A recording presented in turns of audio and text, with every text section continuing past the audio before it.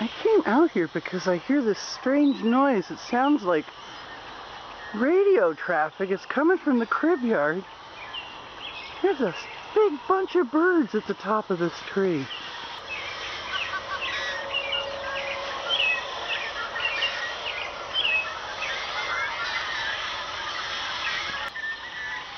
I've gotten closer, and there's I think there's less of them calling out because I'm nearby. Well, and then there's Chloe crying in the background. Don't count her noise in.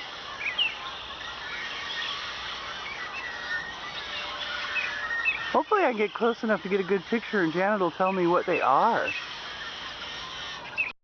Okay, Janet wasn't available, so I googled Nebraska blackbird with yellow head and breast, and huzzah! Yellow-headed blackbird. Go figure.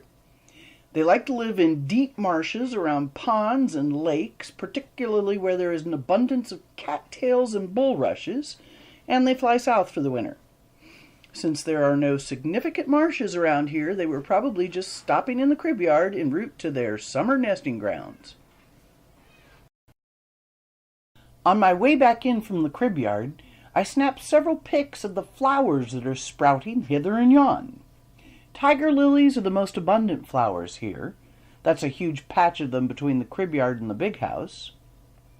There are loads of them next to Mrs. Ross's shack and around where the dog pen used to be, and more on top of the old root cellar mound and next to the big house's back door. The small patch of regular tiger lilies near the garage also have martagon lilies among them, though most of the martagons are next to the pond. Martagon lilies are the ones that sprout several blooms from each stem, all of which are hanging upside down. They're my favorites because they're so gorgeous when snipped and floated right side up in a glass bowl of water.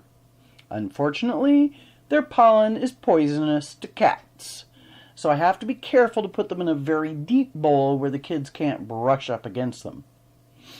Anyway, the only daffodils here flank the only peony bush, right in front of the AC heat pump fan unit. The all-yellow ones always seem to bloom first. I took a large bouquet of these to Susan last Saturday. This week, the white daffodils with yellow trumpets are blooming. Gosh, they're gorgeous. And lastly, one of my favorite areas is rapidly developing.